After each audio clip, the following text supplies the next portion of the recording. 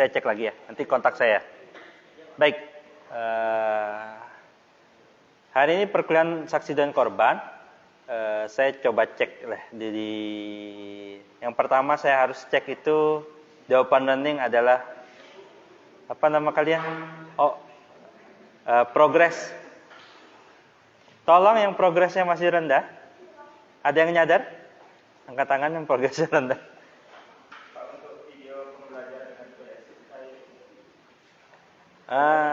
Tidak wajib ditonton yang sudah. Ya. Saya nanti yang itu kok, saya centang-centang. Ini yang masih kecil sekali itu, coba ya, saya sort dari yang the lowest progress.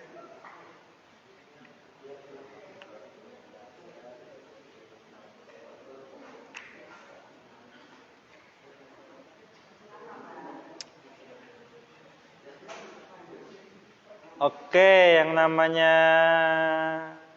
Pak Sauli Pajar Amali, ada? Berarti salah kelas. Berarti bisa kita remove ya? Betul ya? Oke, saya remove. Betul ya? Saya remove dia. Ada nggak di daftar nama? Mana di presensinya? S. Sauli. Nggak ada? Oke, saya remove. Oke. Ayu Mega Trisukma.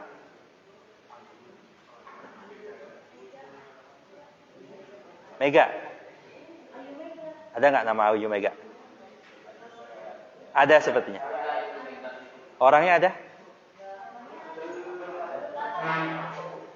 Ayu Ferawati. Oke. Nah, itu yang progresnya sangat di bawah ya. Tolong diperhatikan. Yang kedua, saya cek siapa yang mengaku sudah mengumpul tugas. Waktu saudara mengumpulkan tugas tinggal 2 pekan.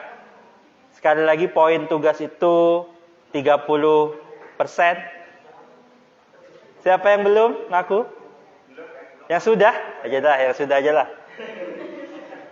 Karena sepertinya banyak sekali yang belum. Siapa yang sudah?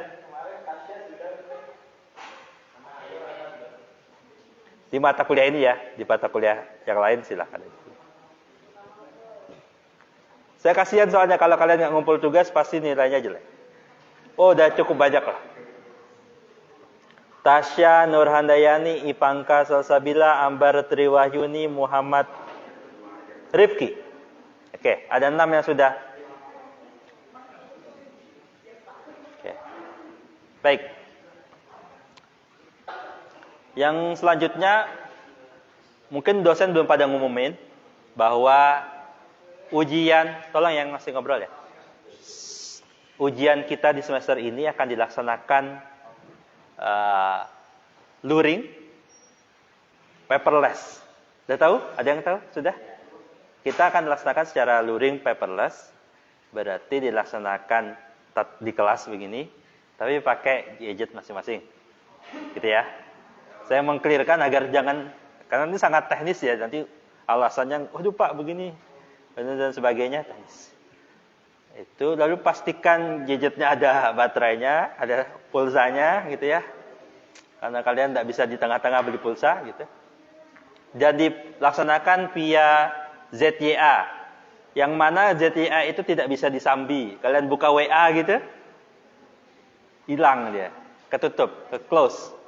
Oke. Satu HP saja yang boleh. Kalau 2 HP itu kreatif sekali ya. Gitu ya. Jadi nanti ada pengawasnya. Jadi kalian di sini silahkan ngobrol ya apa? Kalau sama pengawasnya itu biasanya disilahkan aja ngobrol, tapi dicatat namanya. Gitu. Apa? Ya? Betul. Kan ada absennya. Jadi ada absennya. Nah, Sani juga sebagai Kaprodi saya mau menyampaikan, tolong yang belum menyelesaikan administrasi keuangannya, tolong segera diurus. Kenapa? Karena nanti di presensinya itu kan nge-link sistem yang apa namanya, keuangannya belum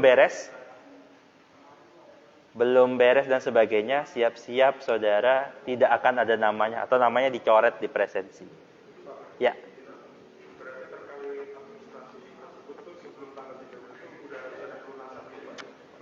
Silahkan namanya pelunasan apapun lah, mau di pending apapun, pokoknya itu urusannya sama keuangan. Nah, gitu. Kami tidak punya hak apa-apa. Sering nanya, Pak, kami begini ke prodi. Enggak, kami nggak punya hak apa-apa. Keuangannya diurusan di keuangan, presensi itu yang ngurus BAA. Jadi kami hanya terima kertas print-printan dari BAA. Kalau nanti ada yang merasa sudah bayar, tapi namanya itu dicoret dari presensi, nah itu segera lapor. Gitu ya. Oke, gitu. Sekali lagi ujiannya, ada yang bawa spidol ya? Saya ternyata lupa bawa spidol dan tidak ada spidol. Miskin sekali sepertinya. Baik. Ujiannya mulai tanggal 13 ya. Nanti jadwal segera dan sebagainya itu. Cetak kartu ujian dan sebagainya. Ciri khas tidak bisa ikut ujian itu biasanya tidak bisa cetak kartu. Kalau kalian ngedesain sendiri ya bisa kan gitu ya. Tapi nggak bisa ikut ujian. Gitu. Ada pertanyaan untuk ujian dan sebagainya? Ya. Nggak ada?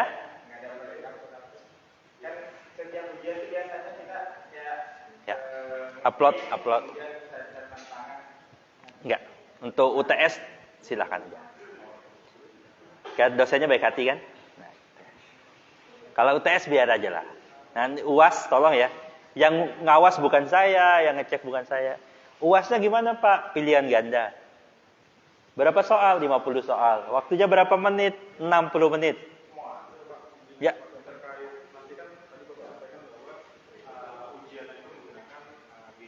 Ya. Pada saat kita ujian kalau ada kendala dari gadget para mahasiswa itu, apakah ada kayak ulangan susulan?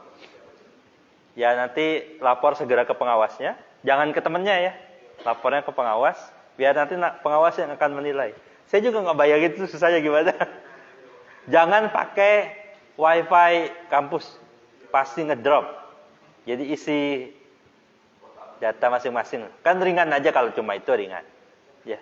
Lebih berat kalian nge-game sejam kan dibanding itu. Itu ringan saja. Ada lagi pertanyaan? Sekali lagi saya menekankan apa sih namanya? Tugas saya dikerjakan. Sorry saya tidak bisa nolong apa-apa kalau tugas itu tidak dikerjakan. Gitu ya. Saudara tidak akan bisa dapat, paling tinggi saudara C kalau tidak mengerjakan tugas. Itu pun kalau ujian akhir dan ujian mid kalian nilainya 100. Kalau yang PD tidak dapat 100, dan setahu saya tidak ada yang dapat 100 sih. Sudah saya cek. Nah, tolonglah kerjakan tugasnya. Selanjutnya, saya itulah ngobrol-ngobrol dulu aja nih. Untuk semester yang, untuk angkatan yang ini, itu kita mengalami perubahan kurikulum sehingga skripsinya bisa diambil, bisa diambil di semester 7. Kapan semester 7? Besok. Bisa diambil di semester 7.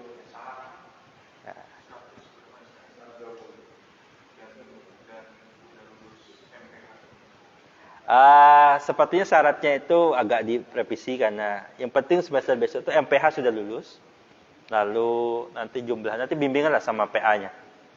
Mayoritas itu bisa, SKS-nya sudah bisa masuk.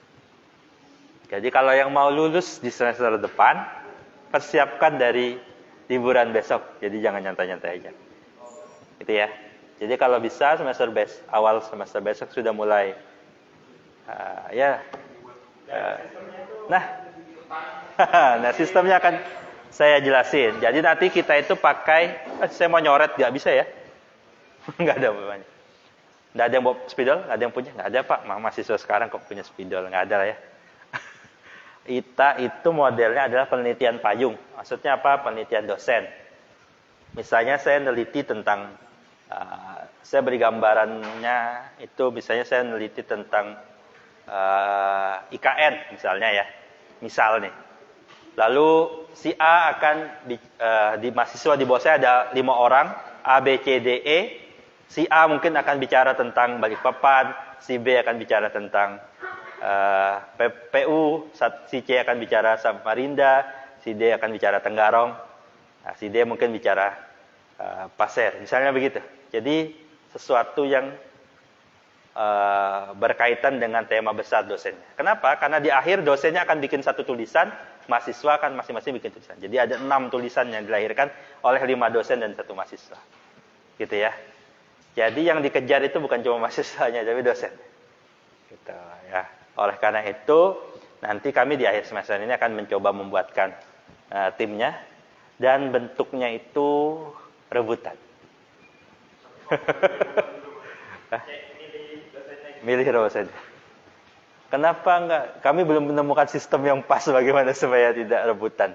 Karena kalau ya sebenarnya kadang itu ya dibikin bebas juga nanti milih dosen tertentu, dosen yang lain nggak dapat gitu. Kalau digoncang juga kayak arisan kan gitu ya. Nah gitulah ya, nanti kita sistemnya begitu. Jadi siap-siap nih, harapan saya nih serius aja lah, cukup serius di sekira kurang 6 bulan ke depan, serius saudara akan lulus. Kecuali yang memang sangat sayang dengan UMKT, sangat senang diajar saya, pengen kuliah lagi. Pak, saya 2 tahun kayaknya kuliahnya tidak seru, Pak. Karena online. Jadi saya ingin menambah 2 tahun lagi di UMKT. Ya boleh aja. Tapi ya saya udah bosan ngajar kalian ya gitu ya. Jadi kalian segeralah lulus gitu. Jadi semester depan, walaupun di semester 7 itu mata kuliahnya banyak. Jadi bisa, kan saya bilang tidak harus ya. Karena kalau mau nyantai, itu ambil skripsinya di semester 8. Tapi kalau pengen semangat, atau pengen slot waktunya jadi agak panjang, setahun ngerjain skripsinya gitu, nah dimulailah di semester 7. Gitu ya. Bagi yang mau lulus aja, yang nggak mau lulus santai aja. Itu kan pilihan juga ya. Saya dulu lulus S1 4,5 tahun, 9 semester. Gitu. Ya. Jadi nggak usah sedih-sedih banget ya. 9 semester udah masih bisa jadi dosen. Kalau kalian 7 semester lulus tuh nggak tahu jadi apa. Cepat. Nah, gitu. Baik, kita mulailah kuliahnya ya, biar beneran kuliah ini. Baik, saya nggak akan bahas materinya adalah gitu, udah selesai. Materinya udah kebuka semua sepertinya. Dan memang mata kuliah konsen itu materinya nggak tinggi, nggak banyak-banyak amat. Tapi kalian harus recall materi-materi sebelumnya. Ini mata konsen pidana berarti harus recall mata kuliah pidana, hukum acara pidana, pidana khusus, hukum apa namanya? Kalau kalian belum dapat ya. Prakteknya itu semester depan, PLKH ya. Apa sih namanya mata kuliahnya saya lupa. Hukum yang ngampu kayaknya antara saya sama Pak Sunario, antara dua itulah. Pokoknya kalian ketemu lagi kayaknya kalau sama saya.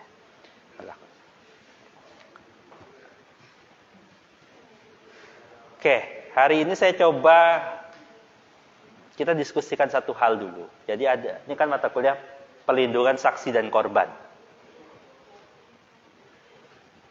Bagaimana bisa terjadi saksi dan korban, itu kan berarti perbuatan pidananya sudah terjadi.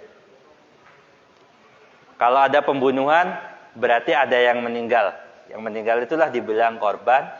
Yang masih hidup, yang bunuh, itu namanya saksi. Kalau sama-sama mati,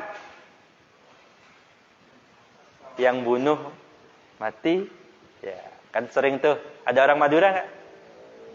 Nah, di orang Madura itu ada carok. Kalau orang Bugis nggak tahu namanya apa. Yang model-model begitu aja, tanding gitu. Nah, dia itu perang tanding lah gitu, duel 1-1.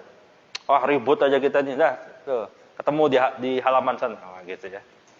Lalu mereka beneran itu bawa celurit masing-masing. Ya kalau jago banget, ya selamat. Tapi sering terjadi itu, yang satu meninggal dunia, yang satu luka parah. Nah itu gimana? Itu pembunuhan bukan sih? Kan mereka sadar, dengan sadar diri bacok-bacokan. Dan kalau orangnya mati semua, tindak pidananya selesai. Itu ya. Nah, saya mau cerita itu aja lah, bahwa tindak pidananya itu terjadi. Nah, cuma berapa hari yang lalu, coba buka HP ya. Saya riset di HP-nya itu. Saya tadi beritanya saja. Jadi ada pembunuhan seorang janda di Bandung lah. Gitu. Dilakukan oleh tetangganya. Ceritanya itu dia, nah kalian setnya gimana caranya gitu, supaya ketemu ya. Nanti saya agak lupa cek berita lengkapnya. Dia itu dibunuh oleh tetangganya seorang duda. Berdua ini punya ikatan asmara antara janda dan duda ini.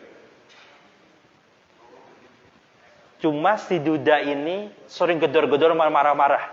Ujungnya si janda ini dibunuh.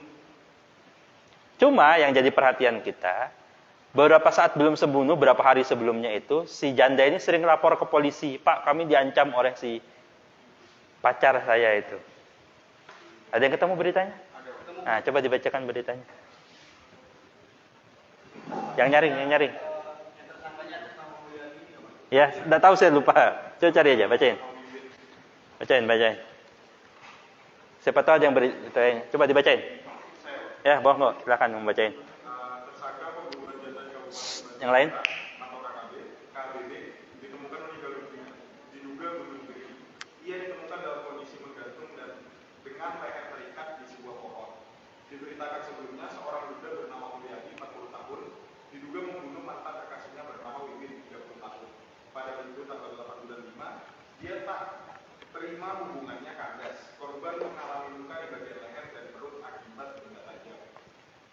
Mulyadi pun diburu oleh polisi, namun sebelum tertangkap, Mulyadi ditemukan sudah dalam keadaan meninggal dunia pada hari Kamis, tanggal 12 bulan 5, di dekat kediamannya di Kampung Gasunan, Desa Jaya Mekar, Kecamatan Padalarang, Bandung.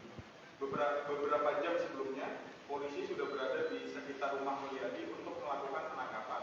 Terdengar suara histeris tangisan di sekitar rumah keluarga tersangka. Akhirnya diketahui bahwa Mulyadi meninggal dengan gantung diri di kebun.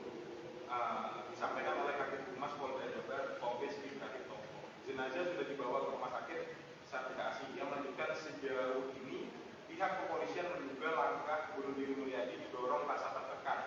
Ia kalut karena diburu polisi. Selain itu, hubungan dengan masyarakat sekitar tidak berjalan baik karena Mulyadi kerap berulang dan mengganggu kondusivitas masyarakat. Tekanan secara psikis karena merasa dirinya sudah terkepung, baik oleh warga setempat maupun oleh pihak kepolisian. Di sisi lain, pihak kepolisian menyiapkan tim psikolog untuk anak dari Wiwin yang masih berusia 8 tahun. Pemulihan dari trauma diberikan karena lokasi pembunuhan dilakukan di rumah korban. Apalagi, anak Wiwin sempat menjadi sasaran ancaman pembunuhan juga. Oke. Nah, itu beritanya ada sambungannya berarti. Dia itu udah pernah lapor polisi, sama. Ada yang dapat beritanya? Beritanya sama, betul itu. Ada yang bicara bahwa orang tua si korban itu cerita kalau dia itu sebenarnya sudah sering lapor polisi, tapi nggak ditanggapi sama polisi. Ada nggak? Ada sambungannya itu? Coba dibacakan, ada. Yang terkait itu. Bahwa dia sudah lapor polisi sebenarnya sebelum kejadian. Tapi tidak ditanggapi sama polisi. Ada yang ketemu? Mbak? Enggak? Enggak Pak, saya bikin story dari tadi Pak, bukan cari berita. Ada yang ketemu? Kalau nggak ada nggak apa-apa lah.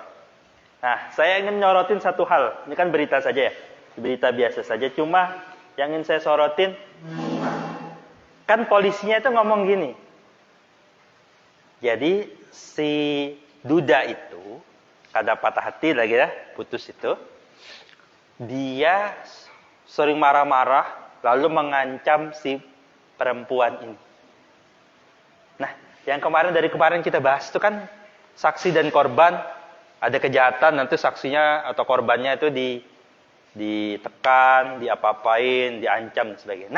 Nah, di momen cerita ini tuh tindak pidananya belum diapa-apain, belum ada terjadi apapun. Belum terjadi tindakan pidana apapun. Saya mau tanya, kalau ngancam orang, ngancam bunuh itu pidana bukan? Awas loh, saya bunuh loh kamu. Pidana bukan? Ya, diingat kembali. Ancaman. Ancaman itu tindak pidana apa bukan? Tindak pidana. Hah? Hukum pelaku pengancaman. Ya. Pidana bukan? Pidana. Pidana kalau sudah ada kegiatan nyata ancamannya. Ya, betul. Lah kalau dia cuma ngomong, awas bunuh. Awas lo, ban mobilnya saya bocorin. Awas lo, motor lo saya bakar. Itu bukan tindak pidana apapun. Nah, jadi belum dilakukan. Dia tidak bawa, beda ya kalau dia bawa bensin di tangan, sini korek api, awas lo saya bakar. Atau dia bawa pisau, sini saya ancam begini. Nah, saat itu menurut kepolisi nih hematnya terjadi yang walaupun beritanya jadi macam-macam. Ya tindak pidananya belum terjadi. Jadi sama polisi itu tidak ditanggapi. Ini kan jadi sorotan pada polisian kita. Banyak ancaman yang percuma lapor ke polisi. Kenapa nggak ditanggapi? Itu saya helm hilang di UMKT, lapor, nggak ditanggapi sampai sekarang kan gitu. Jangan curhat ya, jangan. Nah, saya pengen tanggapan saudara-saudara. Ini kan ada kejadian, belum terjadi, tindak pidananya belum ada. Ancamannya nyata, tapi dari sisi lisan saja. Nah, itu layak dilindungi atau tidak? Kalau layak, pertimbangan mana yang kalau begitu kan semua orang bisa betul. Sepertinya pacar saya itu banget posesif sangat dengan saya. Atau saya dekatin begini dan begitu, nanti akan begini dan begitu. Ancam begini dan begitu. Nah, sebentar ya, azan ya. Oke, break sebentar. Tapi dipikirin ya. Tahu ya, arah pertanyaan saya tahu ya? Silakan. Kita dengerin azan sebentar.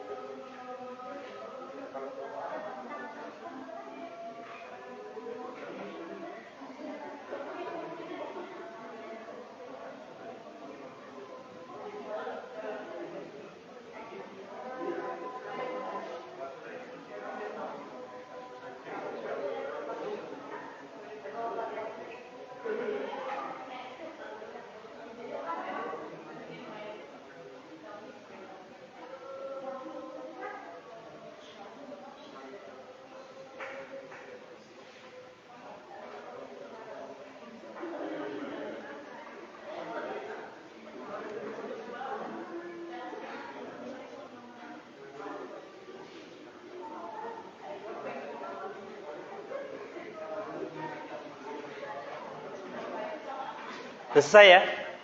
Oke, sudah ada jawaban? Siapa yang mau jawab? Ada komen? Ada yang mau komen? Pusing Pak? Iya memang.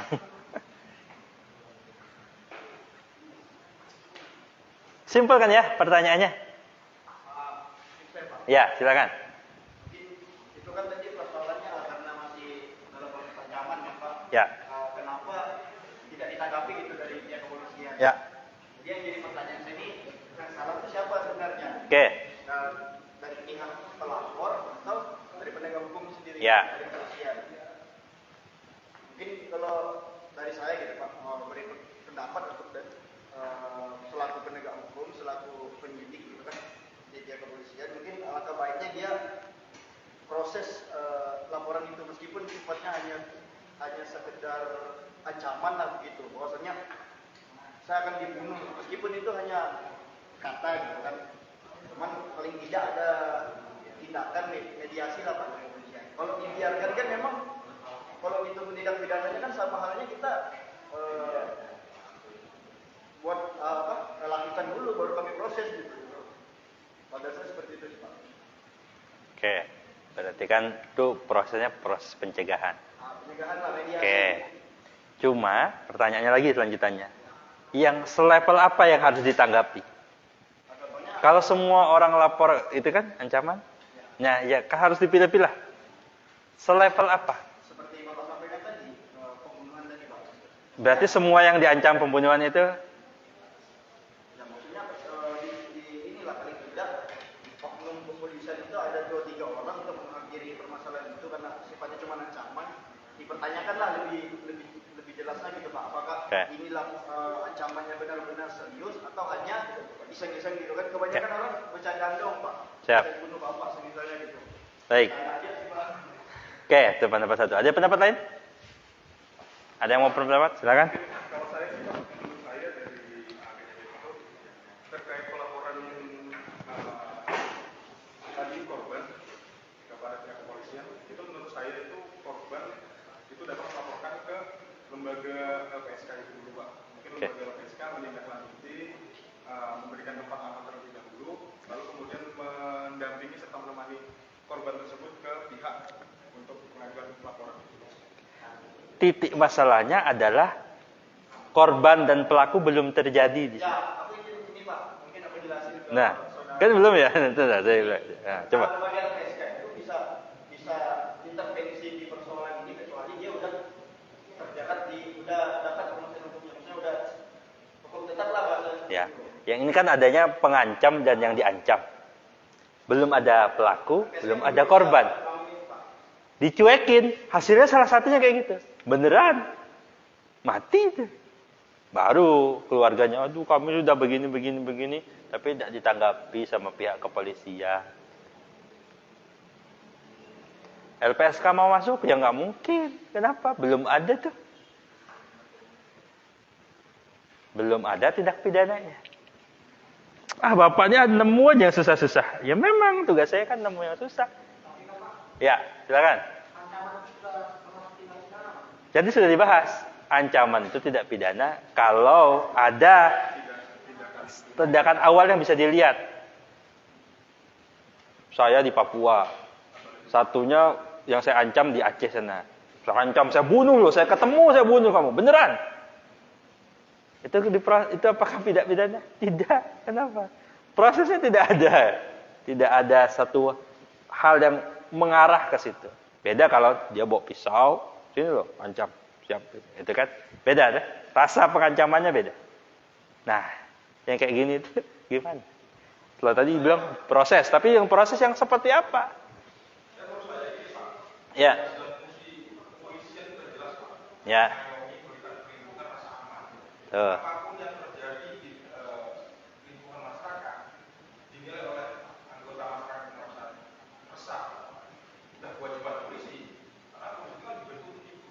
Ya, oke.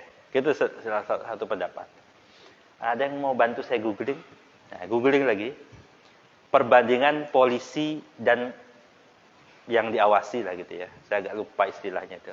Di Indonesia itu berapa? Antara satu orang polisi itu harus mengawasi sekian orang di Indonesia. Ada nggak datanya? Itu data penting dalam membahas hal ini. Ada? Ada nggak yang nemu? Saya nggak tahu keywordnya bagaimana ya. Hah? Saya coba search ya. Ya, ya silakan. Bahasanya kan seperti laporannya cuma ancaman gitu Pak. Ya. Ini masuk tergiring atau gimana Pak? Ya belum ada. Bukan tidak pidana. Belum juga ya. Maksudnya tindak pidana ringan gitu Pak belum. Nggak ada. Ya kan tidak pidana. Kalau ada tindak pidananya ada pelaku, ada korban. Oke. Jadi pelanggaran itu Pak. Nggak ada juga.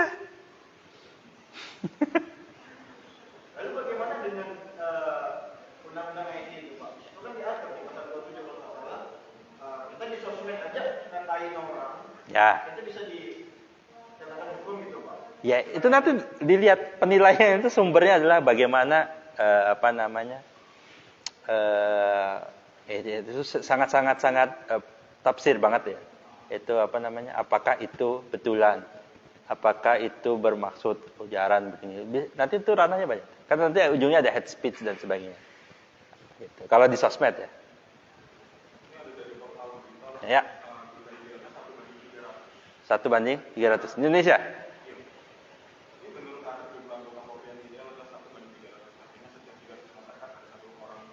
Oke, 1:300 itu silahkan dibanding sendiri ya. Seberapa kemampuannya menghandle. Sebenarnya idealnya, coba cari yang idealnya. Satu polisi itu idealnya mengawasi sekian orang. Itu data yang sangat bagus. Cuma tentu di Indonesia efek orangnya kebanyakan. Jumlah anggota kepolisian itu jauh di bawah data normal.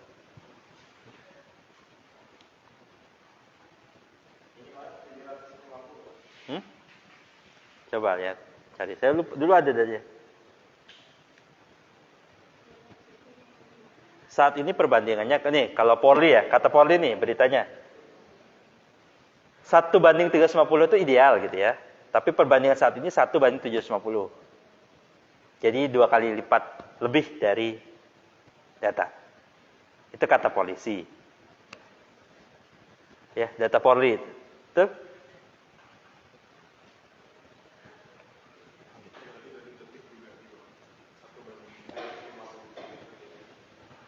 Gitu. Jadi ada angka yang kurang. Nah, kalau 1:750 tadi, itu sudah sangat tidak mungkin terjadi ketika ada orang diancam, dia akan mengawasi semuanya. Tidak akan mungkin terjadi. Lebih-lebih di kota besar. Itu kan Bandung ya terjadinya. Kalau di kampung gampang. Gampang. Sangat biodas jadi. Tapi kalau kondisinya itu di kondisi kota besar, orangnya sangat banyak begitu. Angka jumlah kasusnya itu tinggi.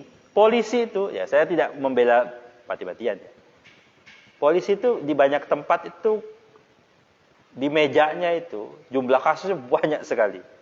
Sehingga mereka harus memprioritaskan mana yang didahulukan, mana yang tidak, dan sebagainya. Sehingga munculkan ya, Perkap ya, Kapolri itu yang kalau tidak pidana pencurian di bawah 2.500.000, itu tidak perlu diproses.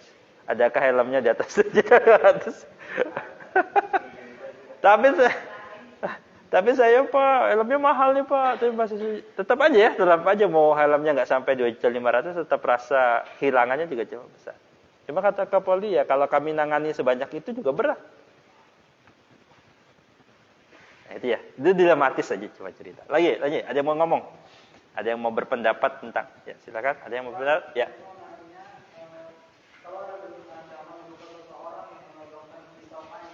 Ya. Lalu sudah mengajukan pisau tersebut kepada targetnya, Ya. tetapi tidak kena. Ya. Lalu bila target tersebut tadi melaporkan kejadian tersebut kepada polisi, apakah target tersebut tadi bisa mendapatkan perlindungan dari aparat penegak hukum? Ya. Kalau dalam pidana, recall. Ada yang mau jawab tuh? Ada yang mau jawab nggak? Nah, itu kata-katanya apa? Percobaan.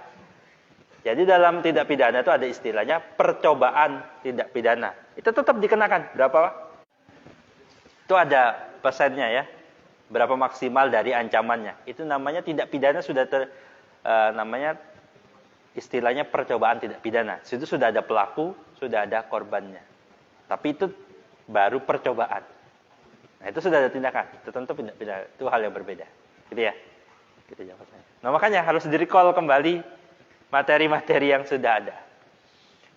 Ini sebenarnya mata kuliah konsen itu cuma memudahkan saudara untuk bikin skripsi. Yang konsentrasinya pidana, besok bikin skripsinya tentang pidana. Yang konsentrasinya perdata, besok bikin skripsinya tentang perdata. Boleh melanjutkan dari makalah yang saudara tulis. Saya itu kan merangsang saudara saja menulis. Nah, itu kalau diteruskan yang di makalah itu jadi skripsi lebih panjang lagi kan, jadi satu skripsi. Makanya saya bikin standar agak tinggi makalahnya ya. Halamannya agak banyak, lalu ada syarat-syarat tertentu. Itu sebenarnya cuma mendorong saudara agar semester besok bisa ngerjain skripsi dengan lebih mudah. Ya, itu masalahnya ya, temanya belum tentu siap. Sabar aja lah.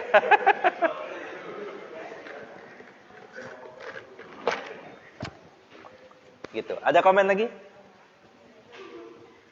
Ini belum selesai nih tadi nih, belum selesai. Jadi gimana nih? Terhadap ancaman. Kalaupun ada, oke, kalau kita sepakat ancaman itu harus diproses, Pak. Sampai taraf apa ancaman yang boleh diproses, yang layak diproses, sama yang tidak layak diproses. Kalau semua ancaman diproses, ya berat juga ya. Ada yang tahu kasusnya Jering? Kasus keduanya nih, sama Adam Denny. Walaupun ujungnya sama-sama dua-duanya di penjara ya. Nah, kasus Jering yang kedua itu setahu saya pengancaman. Coba cari, ada yang mau googling? Daripada di kelas saya ngomong kalian googling kan, mending saya suruh kalian googling sekalian. Gitu. Ada yang bisa ceritakan kasusnya Jering versus Adam Denny? Kalau tidak salah itu pengancaman. Pasal apa yang coba dikenakan? Jadi kalau cari-cari berita itu sekalian dicari pasalnya apa kan gitu ya. Ada yang bisa ceritakan? Silahkan Google.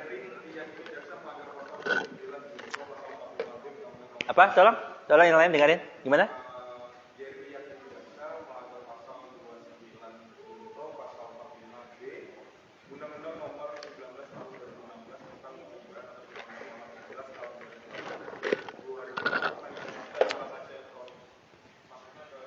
ITE. Dia apa yang dia lakukan? Yang dilakukan oleh Jering itu apa?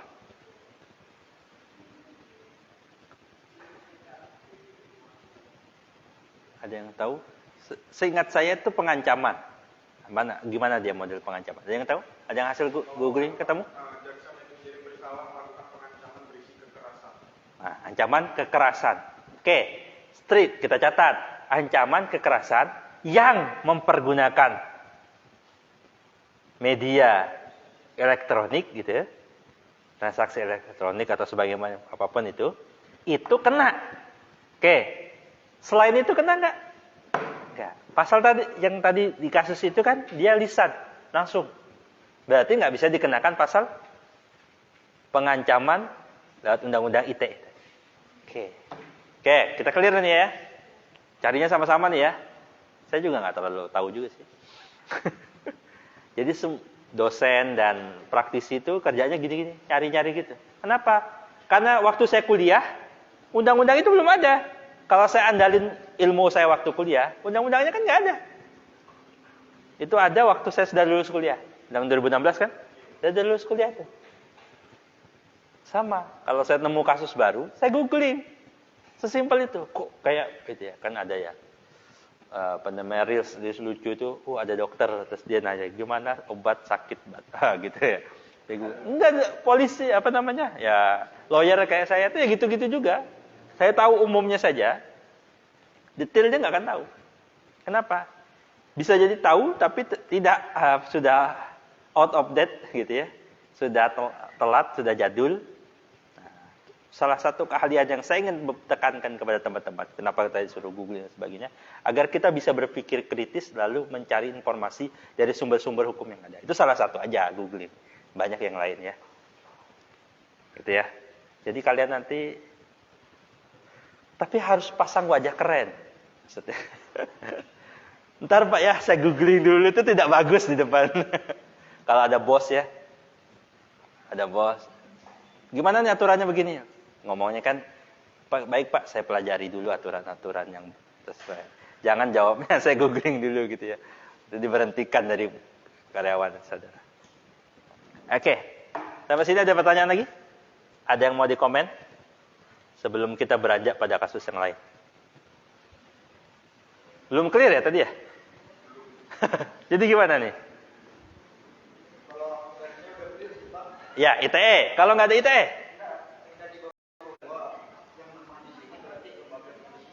Bang kepolisian. Oke. Personelnya kurang. Dalam kasus itu, jadi kita bisa memaklumi polisi atau tidak? Kasus yang tadi itu. Kasus. Tadi kan ya? Jadi si korban itu dulu-dulunya sudah lapor polisi, sama polisi ditolak. Kenapa? Ini belum ada tindak pidana. Atau menurut polisi ini kurang cukup buktinya kurang cukup. Jadi bisa jadi terjadi ada satu tindak pidana, tapi kata polisi ini kurang bukti. Kalau buktinya nggak ada tindak pidana, ada tindak pidana yang terjadi di Subang. Sudah berapa bulan, hampir berbulan-bulan nggak selesai. Jadi ada pembunuhan ibu dan anak di Subang. Silakan nanti di googling ya. Ibu dan anak ditemukan meninggal dunia. Sampai detik hari ini itu pelakunya belum ada. Ada disebar oleh polisi sketsa pelaku. Tapi tampak belakang begini. Itu apa gunanya ya? Sketsa pelakunya tampak belakang begini. Wah, ajaib sekali. Nggak ada sketsa pelakunya tampak depan. Saya baru nemu itu sketsa pelaku tampak belakang. Itu kan ya wajar aja nggak pernah ketemu sampai sekarang. Itu bukan tidak ada tindak pidananya. Tindak pidananya ada, tapi ngumpulin buktinya susah. Salah satu kesusahan dalam kasus itu adalah pelakunya diduga cukup profesional. Kenapa? Dia menghilangkan banyak barang bukti. Sidik jari kan yang paling gampang tuh, sidik jari atau apapun itu. Itu dia terus diperkirakan tahu letak-letak CCTV-nya. Sehingga dia berupaya menghindari itu. Kan biasanya di UMKT sini, kan salah satu yang dicek itu adalah pelaku yang nanti keluar lewat sana sama sana. Jadi CCTV sekitar sana itu dicek. Nah, si pelaku ini diduga mengetahui letak-letak CCTV yang itu, atau dia menggunakan plat kan lain dan sebagainya. Gitu. Jadi diduga cukup profesional. Oh, berarti macam film-film itu ada juga ya. Pembunuh-pembunuh bayaran itu. Kenapa? Sampai sekarang berbulan-bulan belum terungkap pelakunya siapa. Gitu. Nah gitu ya. Jadi balik pertanyaan awal. Ini banyak hal yang bisa dibahas ya. Layak nggak polisinya dimaklumi dalam kasus tadi? Bahwa si korban sudah lapor polisi, tapi kata polisi ini belum bisa diproses. Nggak tahu berapa hari berikutnya. Meninggal dunia si pelapor tadi, lalu pelakunya dicari-cari, dia juga gantung diri. Kalau saudara jadi polisi, itu merasa beban apa enggak? Harusnya aku yang di sana kan gitu ya. Gimana? Kalau polisinya sadar diri.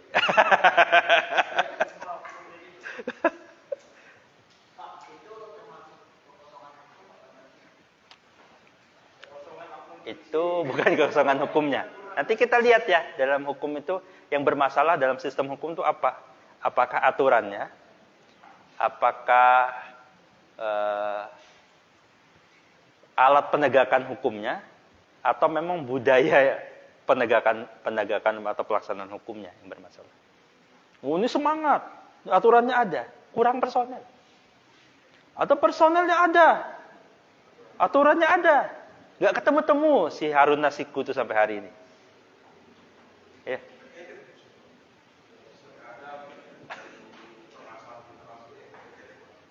orangnya enggak mau nyari gitu ya. Nah gitu.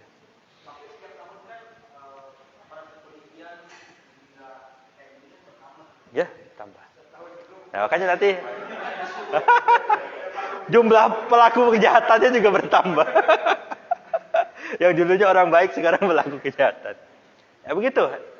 Saya tuh mantik-mantik di kelas begini itu agar jadi tema. Mudah-mudahan saudara tertarik mau meneliti apa dan sebagainya. Ada teman kalian kakak kelas yang sedang meneliti tentang truk-truk yang berlebihan beban itu. Ya kan banyak tuh kendaraan-kendaraan yang overload bebannya itu. Nah itu mau diteliti bagaimana penegakannya. Ada nggak sudah yang ditilang? Kalau ditilang sampai apa tarafnya? Hanya sekedar tilang atau sampai ada tindakan lebih lanjut atau bagaimana? Gitu. Penegakan hukum terhadap penyebab utama hancurnya jalanan-jalan di sini ya, selain karena korupsi konstruksinya, juga ya bebannya terlalu berat. Banyak ya mungkin yang agak rumahnya agak ke pedalaman sedikit gitu ya. Itu jalannya sebenarnya bagus aja. Tapi jalan yang bebannya maksimal 10 ton dimasuki 20 ton. Sebagus apapun proyeknya tetap akan hancur jalannya. Putus jembatannya. Nah gitu ya.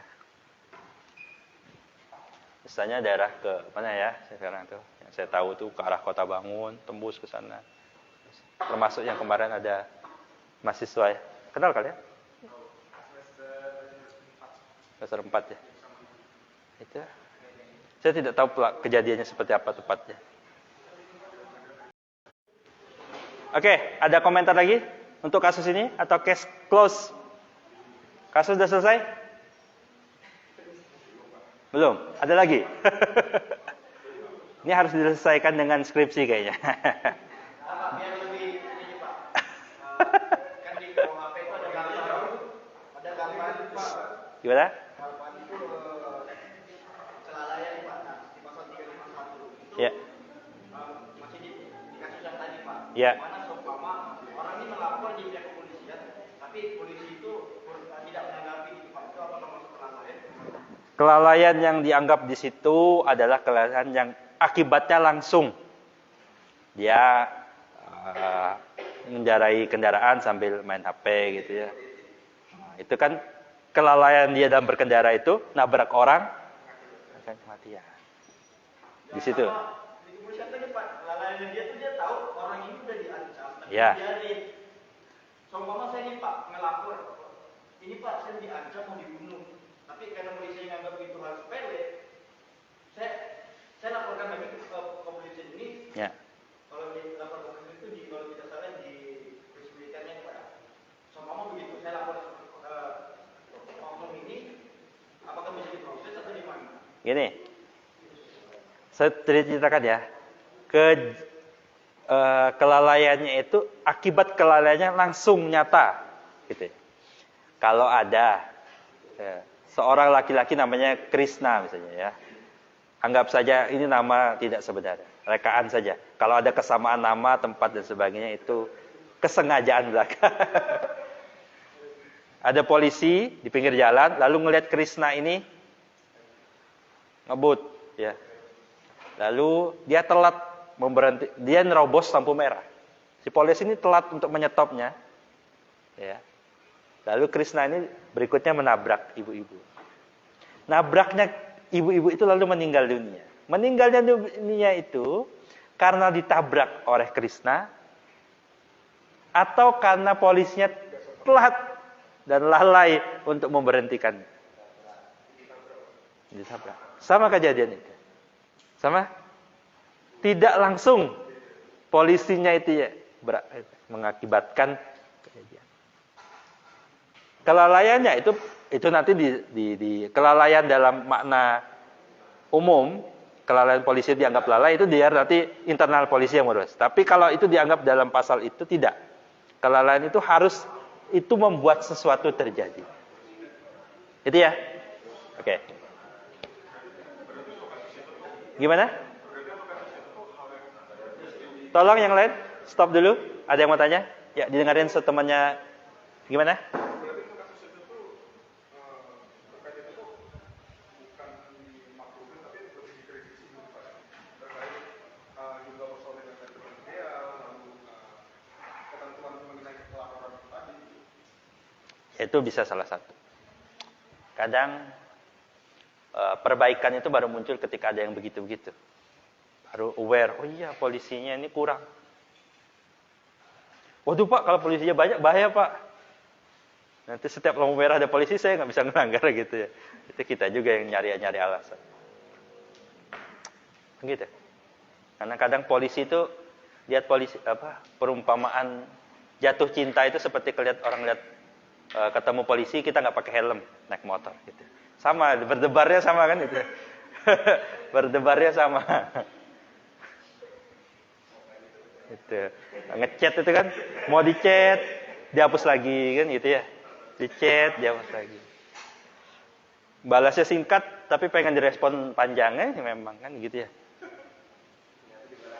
Iya. Ini kok nggak balas lagi? Nggak niat nih cowoknya. Iya. Situ aja yang komennya mau dikit ya singkat. Misalnya gitu. Oke, ada lagi case ini. Baru satu case ini ya.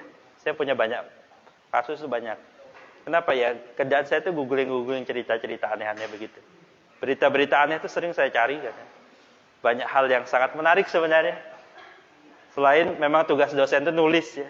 Nulis opini, nulis penelitian. Ya, kalau enggak gitu cara cari inspirasinya gimana gitu ya. Oke, pertanyaannya udah clear yang tadi? Oke, anggaplah clear dulu ya, tutup. Oke, beranjak ke kasus berikutnya. Sebelum saya beranjak ada pertanyaan? Mau kait materi mau apapun? Enggak ada? Oke, saya beranjak berikutnya. Ada namanya, saya lupa istilah resminya ya. Nanti saya. Jadi begini, kita akan mendiskusikan tentang pelaku-pelaku kejahatan yang dibilang jahat yang nggak jahat-jahat banget, tapi dibilang nggak jahat dia ya pelaku kejahatan. Misalnya ya, ada salah satu pejabat negara tuh, menteri kalau tidak salah dia. Itu salah satu yang ditangkap itu kan biasanya bukan ketika pejabat ditangkap, yang ditangkap bukan cuma dia. Sama nih kejadiannya waktu itu O.C. Kaligis. Tahu kok O.C. Kaligis? Tahu O.C. Kaligis? Ada yang nggak tahu? O.C. Kaligis itu bapaknya artis siapa yang cantik itu? Aduh saya lupa. Artis cewek lah pokoknya, model gitu. Siapa? Saya agak lupa ya. Ya, O.C. Kaligis itu pengacara besar. Tapi mungkin generasi kalian tidak terlalu tahu karena berapa tahun lalu dia ditangkap polisi karena menyogok. Tapi yang nyogok itu bukan dia dalam real. Jadi uang tuh dititipkan ke stafnya. Stafnya itu bawa koper untuk nyuap hakim di Medan kalau tidak salah. Lalu pelaku suapnya itu kan si O.C. Kaligis. Nah, yang sedang kita perbincangkan sekarang itu ada pelaku yang di tengah-tengah. Nah, saya ingin melihat kita dari sudut pandang yang tengah-tengah ini sebenarnya jahat apa tidak sih? Adalah orang, ini nanti saudara akan merasakan itu. Jadi bawahan. Nah, atasannya itu berbuat jahat. Tapi kalau kita mau nolak, itu atasan. Ada kondisi tertentu, entah sosial, entah apa, yang membuat kita harus mau nggak mau kena juga gitu. Dilalahnya kalau kata orang Jogja, sialnya gitu, betulnya kena, tangkap. Kayak kasus itu. Kalau nggak salah si pelaku yang itu usianya nggak jauh sesaya nih. Berapa tahun yang lalu bahkan. Kejadian mungkin 5 tahun yang lalu atau berapa. Itu usianya berarti sekitar berapa waktu itu? Ya 20-an. Masih 20-an, dia tuh tugasnya bawa koper. Dia stafnya O.C. Kaligis. Apakah tindakan itu dia lakukan atas dasar niat dia? Tentu tidak. Karena disuruh bosnya. Dia punya pilihan untuk melakukan iya atau tidak. Ketika melakukan, maka dia ikut atasan. Tapi resikonya dia berbuat kejahatan. Ketika dia tidak, hilang pekerjaan. Atau minimal ya susah lah urusannya. Panjang urusannya. Lalu dia ketangkap. Seringnya yang tengah-tengah inilah yang nanti berkicau. Berkicau jadi whistleblower. Ada materinya ya? Bagi yang sudah baca. Ada whistleblower. Peniup peluit ya, istilah terjemah. Jadi orang yang nyanyi. Oh, bukan saya. Bukan Indonesian Idol, bukan X Factor, bukan itu, dia penyanyi saja, nyanyi tentang kejahatan itu. Dia berkicau, oh ini saya kasih ini nih, begini. Menurut saudara, pertanyaannya ya, atau kita start dari sini. Kalau saudara ada di posisi tengah-tengah, bisa bayangkan posisinya ya? Bisa bayangkan posisinya. Saudara gimana? Ini kan pertanyaan. Ini masalah tahu dan tidak tahu itu satu hal. Tapi mau tidak mau, berat tidak berat, gimana itu? Gimana? Harapannya kan lulusan dari sini itu bukan hanya yang tahu. Ada yang berat itu ternyata bukan masalah tahu tidak tahu. Tapi mau berbuat atau tidak. Nah gimana kalau saudara dalam posisi tengah-tengah begitu? Ini disuruh atasan. Mungkin yang sudah pernah bekerja atau ada apa. Kadang bukan itu juga. Misalnya saya pernah punya keluarga gitu. Keluarganya masuk, saya ceritakan keluarga itu masuk penjara gitu. Nah, polisi minta tebusan. Gitu. Kita bantu saudara, gimana caranya nebus itu? Polisi bayar sekian puluh juta gitu. Kan kita nggak niat berbuat jahat tuh di situnya. Biasanya pelaku tengah-tengah itu niat jahatnya kecil banget. Tapi ketekan kondisi gitu lah. Beginilah keadaannya begitu. Bukan aku tidak mau bersamamu, namun karena kita beda agama, beda percaya. Misalnya begitu ya, seringnya. Keadaan tidak biarkan kita gitu. Bukan aku tidak mau bersamamu, namun orang tua aku sudah menjodohkan gitu ya. Dia bikin wedding agreement kan gitu. Ada nonton film, nonton serial itu? Mas Dian, wedding agreement. Yang tahu? Itu kan kondisi. Ya itu jadi karena ada bahasa agreementnya, kontraknya ya. Jadi dia nikah, sebenarnya dia cowoknya tuh punya pacar, dia nikah dan sebagainya. Itu kan kondisi-kondisi yang menuntut banyak hal. Nah, gimana kondisinya kalau saudara dalam posisi itu? Ada yang mau komen? Berani Pak, saya berani. Itu sekarang. Atau Pak Jeki sudah sering, mungkin dalam dunia kerja pernah bagi cerita lah. Gimana Pak? Ya. Dengan menimbang kewajiban, misalnya kebutuhan sampai seseorang itu di posisi seperti itu. Dia membutuhkan posisi itu atau posisi pekerjaan tersebut menopang kebutuhan keluarga dia. Tapi kewajiban, apabila dia tahu dia berbuat salah, dia bisa membuat keputusan kewajiban dia mau dan dia bisa menerima. Dan kecenderungan biasanya lebih menitikberatkan kebutuhan. Oke, itu jawaban. Ada lagi yang masih fresh ini? Saya nggak mau nyontek Pak, tapi sekelasan nyontek kayak gitu tuh. Ada guru-guru zaman sekolah dulu gitu, kalau ujian dapat nilai jelek ya, gurunya bagi-bagi kunci jawaban. Kenapa? Kalau nanti nilai siswanya jelek, yang salah gurunya gitu. Saya pernah begitu. Waktu pernah melihat kejadiannya seperti itu. Bahkan ketika mau masuk perguruan tinggi, itu ada jalur rapot tuh. Kadang sekolah memberikan jasa merubah nilai rapot supaya naik dan masuk sekolah. Ada yang pernah merasakan itu? Bukan saya Pak, pokoknya bukan saya. Bukan saya Pak. Pak, teman saya Pak. Itu saya ikut-ikut aja Pak, gitu ya. Ada yang mau komen masalah ini? Karena itu yang sangat penting terjadi. Sebelum start ke ranah pelaku, kita memahami dulu pelaku di sini itu yang tengah-tengah ini gimana? Menurut saudara lah pertanyaannya. Salah atau tidak? Pelaku tengah-tengah nih. Salah. Serba salah. Mundur kena, maju kena. Kalau sama-sama enak mau. Jadi dua ancaman. Idealnya gimana kira-kira? Yang tadi Pak Jeki bilang antara kewajiban dan kebutuhan. Gimana? Oh, saya nih di istiqomah, harus istiqomah di jalan kebenaran. Misalnya. Gimana? Idealnya kalau bosnya masih besar, ya kemungkinan besar, ya kalau dia hidup enak, kalau dia hidup enak, dan dia di dalam kesusahan, dan dia salah. Seharusnya, karena kebutuhan tadi, dia tergantung situasinya. Kalau keluarganya juga aman, ya mending dari investasi. Alhamdulillah kalau ada pada posisi itu ya. Tapi mayoritas penegak hukum di dunia penegak hukum di Indonesia itu ranahnya banyak abu-abunya begitu. Ini wanti-wanti aja kan calon-calon berurusan.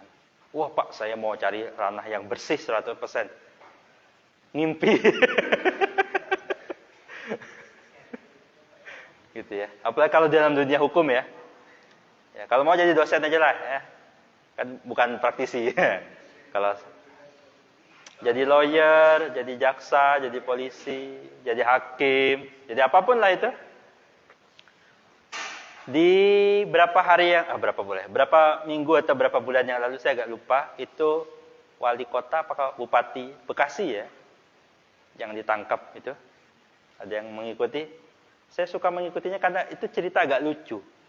Ada tahu tentang audit BPK untuk mendapatkan namanya WTP, wajar tanpa pengecualian. Jadi intinya ini diaudit keuangannya baru bagus, gitu ya, nggak ada masalah.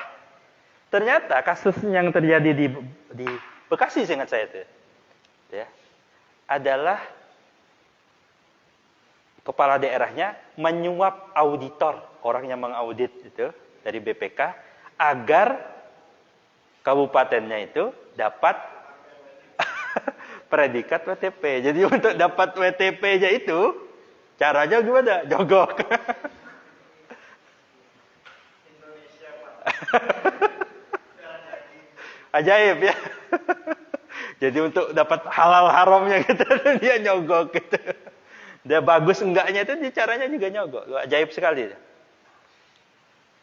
Agar apa? Agar nanti ya dianggap kepala daerahnya bagus nanti ya, bagus. Lalu kepala daerahnya bilang gini, ya saya ini korban saja, gitu ya. Dia agak repot nih ketika dia bilang, saya ini korban anak-anak buah saya yang kerjanya nggak beres. Cara menutupi anak buah saya nggak beres-beres ini saya harus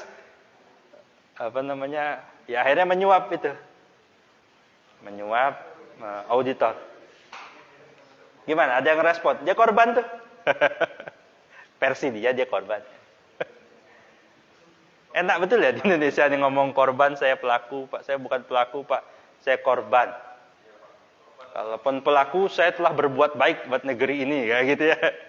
Karena Menteri Sosial sudah berbuat baik untuk negeri ini, dia dapat pengurangan. Iya.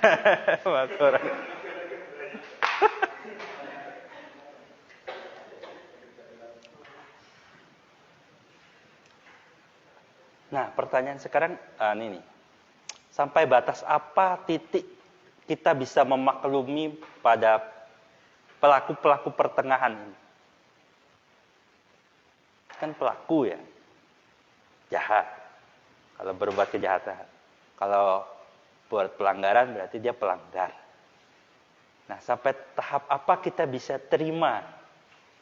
Kalau dalam Islam misalnya, ini kan kita tanya Ustadz lah ya. Darurat itu diterima, boleh kan ya? Darurat itu kadang sesuatu hal yang buruk bisa diterima. Misalnya nggak ada makanan lain, kita makan makanan yang haram. Gitu. Batasannya boleh itu apa? Itu darurat itu apa? Wah, saya kalau nggak titip absen nggak bisa ujian Pak. Darurat itu Pak. Gimana? Batasan darurat itu apa? Ada. Gimana? Ini kan ranah ya. Salah satu dalam fikih itu, kalau itu berhubungan dengan nyawa. Nyawa seseorang, itu boleh. Itu ya, nyawa. Itu fix. Nah, siapa yang lain tuh? Kita juga ngomongnya, kalau keluarga aman, ini aman, kerjaan aman. Mana yang bisa kita tolerir? Bapaknya ngomong yang ideal-ideal. Susah, Pak, hidup zaman sekarang, Pak. Yeah. Berharap yang alami. Nah, skincare tuh mahal, Pak, katanya gitu. Bapak harap yang alami. Skincare-nya sampai ada itu apa? Ada satu iklan yang sangat saya suka banget itu nontonnya. Iklannya Thailand. Saya suka orang-orang Thailand tuh agak kreatif bikin iklan. Jadi ada ceweknya gitu beli skincare, mahal kan? Mahal nih, kurangin aja segini. Seret, wajahnya langsung berubah. Turun grade-nya gitu. Sama cowoknya, gak apa-apa bayar, baru cantik lagi gitu ya. Jadi mengurangi skincare itu bisa merubah penampilan. Nenek-nenek aja ditarik sini gitu ya. Bisa jadi tirus, banyak lah, luar biasa ya. Jadi kalian mau yang alami apa enggak? Sudah begitu, pakai filter lagi kalau selfie kan gitu ya. Lengkap sekali itu. Makanya Pak, saya sukanya pakai masker, kata dia. Karena saya belum glowing, katanya. Saya masih tetap pakai masker. Apa ya? Oke. Jam berapa ini? Oke, masih banyak.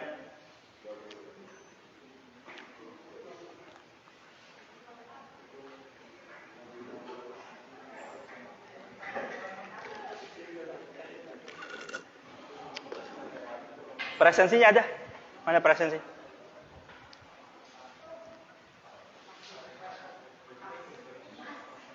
Saya mau itu sih. Saya belum banyak kenal dengan orangnya sini. Mumpung ini sudah tidak pakai masker dia ya. Mayoritas lah. Aman dan Marwan? Nggak ada. Michelle? Mana Michelle? Ya Michelle tadi itu di kelas itu. Tapi kok ada tantangannya di sini? Siapa pelakunya ini? Michelle dia pelaku sama korban. Tadi Michelle tuh izin, saya mau tulis izin. Kenapa sih dia ada tantangannya?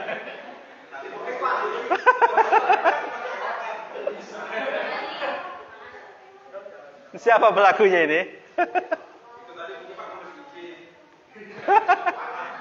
Salah coret ya. Nah, Krishna Aji. Oke, Jajika Vito Prabowo. Oke, Muhammad Ridho. Oke, Ridho. Ayu Ferawati. Ada. Dea Sabrina Dila. Oke, Dea. Haya Akila Fadia Azmi Romang. Panjang kali namanya.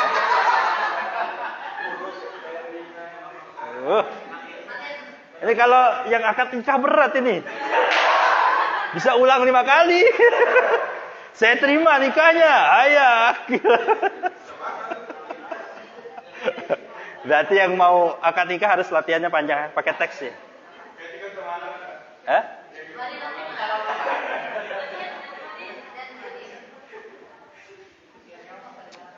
Muhammad Rifki. Oke. Lilis. Ini Lilis ya. Aturan baru itu, ini sama Pak Jeki ya. Aturan baru itu dari pemerintah, nama itu minimal 2 kata ya.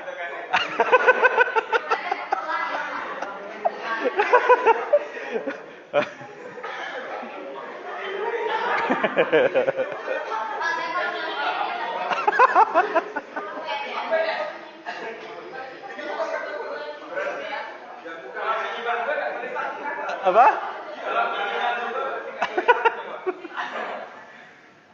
Nggak boleh 1, nggak apa-apa ya. Nggak apa-apa, masih ada kesempatan ya. Hah? Ada gium, hukum itu tidak berlaku surut. Tapi tenang saja. Sekarang itu kan Muhammad Fatah itu bisa berubah jadi Lucinta Luna.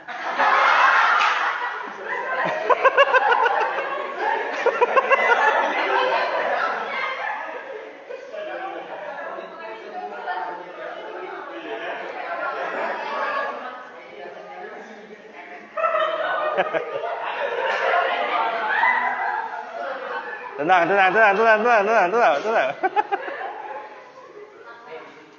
Tenang. Syukur di Indonesia itu tidak boleh tidak ada wajib militer. Jadi kalau Thailand itu wajib militer itu wajib, maupun yang baik yang sudah masih laki-laki maupun yang sudah transgender. Jadi walaupun cantik begitu, tapi dia wajib datang. Sinta Aprilia Subli. Muhammad Arya Ramadhani. Mana orangnya? Muhammad Arya Ramadhani? Nggak ada? Ini kok ada tanda tangannya juga ada.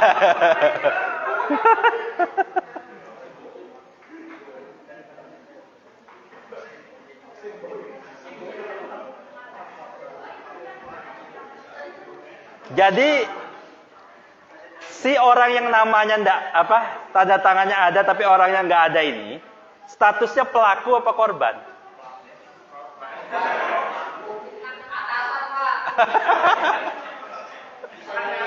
Bisa jadi dia korban, Pak. Tadi ada Oke. Tapi ada yang kreatif, Pak. Kayaknya ini butuh tanda tangan ya. Makanya Ada Ceki. Ada ini ya. Rosa ada dia. Yulianto Bayu Setiawan. Oke. Tasya Novelia. Nggak ada nih. Ada di atas. Rusdiansah.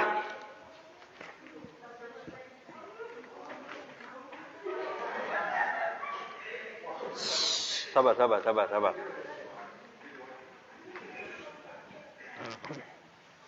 Papilus Kelasan. Oke. Ivanka Salsabila. Oke. Meli Aprilia. Nur Handayani. Oke. Devandra di Riki Putra Pradana.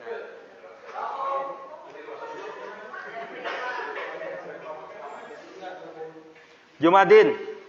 Ini parah pada tangan. Muhammad Sopyan. Sopyan ini enggak di kelas kita? Memang di kelas kita apa enggak nih? Enggak pernah datang. Oh, ada tangannya. Bukan di kelas ini berarti. Gregorius Riki Yulianto. Oke. Muhammad Sadam Kulil Janata. Oke. Kita cuma ada 2 kali pertemuan.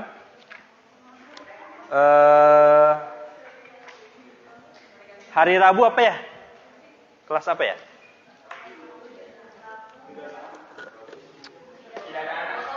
Pidana. Jadi sebenarnya saya mau hari Jumat itu saya mau undang teman saya yang sipir itu. Tapi ternyata tadi ada rapat Jumat itu tidak ada kelas. Karena dosen ada pelatihan. Terserah kalian mau ganti kelas atau enggak, sudah dianggap. Karena Jumat itu libur perkuliahan untuk Fakultas Hukum. Karena semua dosennya ada pelatihan. Jadi diliburkan. Ya. Yes.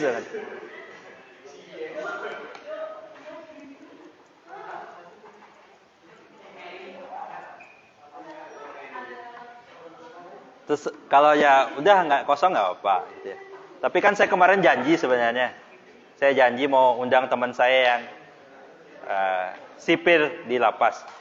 Tapi karena itu berarti saya tidak bisa memenuhi janji. Mau janjinya dipenuhi, diganti hari lain atau tidak? Ganti hari Pak. Saya tanyakan pada kalian sekalian. Mumpung saya ingat. Gimana? Mau ganti hari atau tidak perlu diganti Pak? Cukup online saja. Gimana? Saya butuh jawaban. Diganti kelas atau tidak? Karena kesempatannya cuma pekan depan sepertinya. Habis itu ujian. Ya.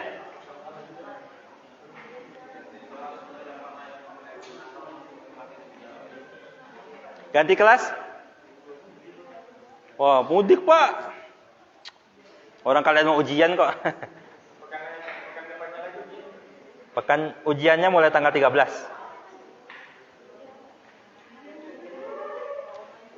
Masih 3 minggu sih ujiannya. How? Gimana?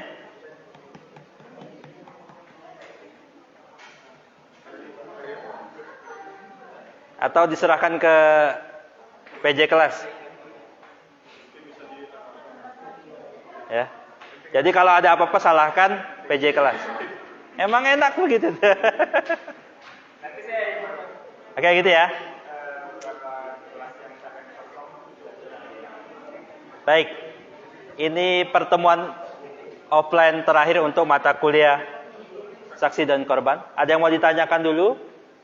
Agar clear, agar saya tidak ada yang salah, nggak ada ujian yang nggak beres. Ada yang mau ditanyakan? Yang belum UTS atau bermasalah, nanti hubungi langsung saya ya, kontak saya. Ya. Tolong ada yang teman nanya. Tolong dibantu teman yang tanya. Ya. OL tutupnya, nah saya bukain sekali. Karena ada perubahan itu.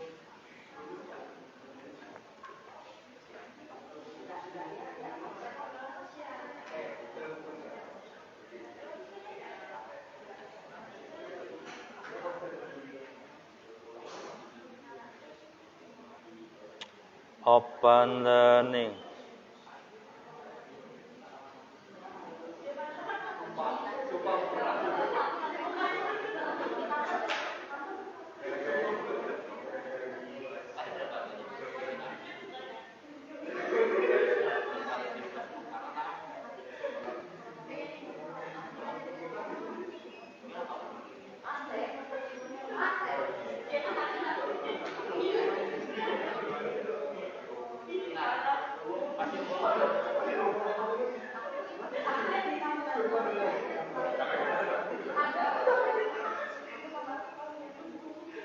Oke, catat baik-baik. Semua kelas saya, semua kelas apa enggak ya? Untuk kelas yang ini, perlindungan saksi korban, batas terakhir dibuka open learning-nya sampai 18 bulan Juni 2022 jam 12. 18. Ya, masih saya buka. Karena itu ikuti jadwal awal. Enggak apa-apa, ujiannya kan belum. Ujiannya MKDU dulu. Jadi tolong masih ada kesempatan buat ngerjain tugas. Sekali lagi, baik banget dosennya ya. Saya wanti-wanti lagi.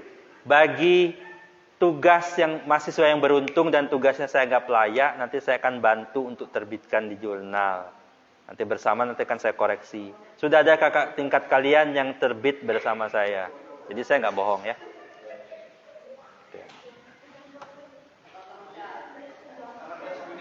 18 Juni.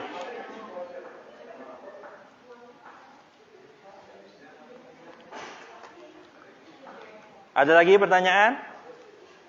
Tidak ada? Cukup? Ada lagi? Tolong ada teman yang nanya, tolong.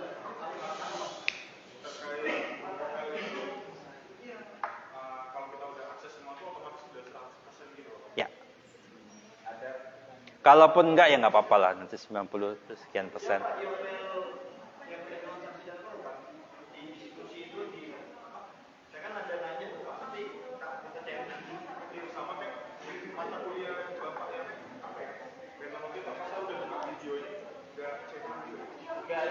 Ada sesuatu yang memang tidak dicentang. Jadi kalaupun dibuka tidak tercentang, enggak apa-apa. Itu tidak dipilih. Jadi juga ini ya, OPL itu kalau belum dibuka, ada beberapa modul yang belum dibuka, saudara ada 100%. Tapi kalau itu dibuka, tiba-tiba jeblok. Gitu. Gitu ya. Tolong diperhatikan. Yang terpakai yang di akhir. Ada saya mahasiswa saya, Pak saya sudah 100% Pak. Tapi dia terakhir buka itu pas UTS. Saya 100 Pak. Ya setelah UTS dia nggak buka lagi sama sekali. Sehingga nilainya di bawah 50 gitu. Gimana sih? Singkat Pak, saya terakhir kali itu udah 100%. Atau iya, itu yang sebelumnya. Gitu ya. Baik, tolonglah sekali lagi saya tidak ingin saudara itu bermasalah dengan hal-hal yang teknis. Kalau bisa yang teknis-teknis diberes gitu ya. Ada lagi? Tidak ada? Baik, saya selaku pengampu mata kuliah hukum perlindungan saksi dan korban. Sebentar. Saya mohon maaf kalau ada saya yang tidak berkenan dalam mengajarkan di kelas ini. Saya harap semua yang ikut di kelas ini bisa lulus dan nilainya baik gitu. Kalau ada yang nilainya tidak baik dan tidak lulus atau bermasalah itu, saya berprasangka baik. Kalau kata Ustadz, berhusnuzon bahwa saudara itu senang dengan mata kuliah saya sehingga ingin ketemu saya lagi. Ya. Ya, selamat berujian. Selamat pekan depan saudara. Di semester depan saudara akan bisa memulai skripsi, cepat lulus, cepat mendapat gelar sarjana hukum. Baik, terima kasih. Assalamualaikum warahmatullahi wabarakatuh.